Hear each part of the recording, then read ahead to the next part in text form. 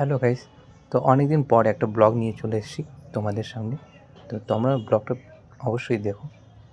আর কালকে বলতে গতকাল চলে গেছিলাম বাবা লোকনাথ টেম্পলে, যেটা দাগাপুর দার্জিলিং মোড়ের কাছে আছে।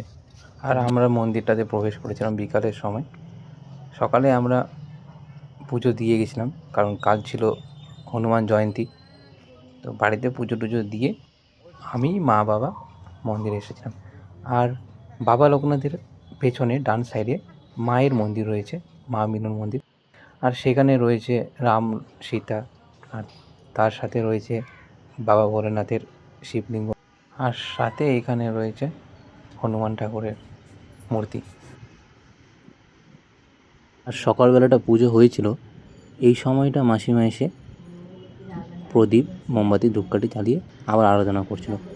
আর সাথে আমরা চলেছিলাম দর্শন করতে, আরও অনেক ভক্তরা চলে এসেছিলো। আর আমরা এখানে ঠাকুরের কাছে প্রার্থনা করে আর ঠাকুরকে দেখে তো মন জুড়িয়ে গেছিলো। সত্যি মন্দিরে এসে এত শান্তি অনুভূতি ফিল হয়, সেটা আর কোথাও হয় না।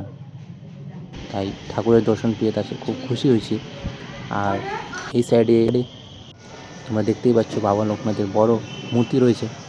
মা বাবা বড়দের মুখে শুনেছি এই মন্দিরটা নাকি খুবই জাগ্রত, তো তোমরাও এটা দর্শন করে নাও। আর পরে এক পুরোহিতের সাথে কথা বলে জানতে পারলাম জ্যৈষ্ঠ মাসের 19 তারিখ থেকে শুরু হচ্ছে লোকনাথ মহোৎসব।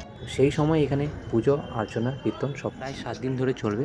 তো সেই সময়টা চেষ্টা করে আসবে। তখন ব্লগটা তোমাদের কেমন লাগলো কমেন্ট করে লাইক করে পাশে থাকবে।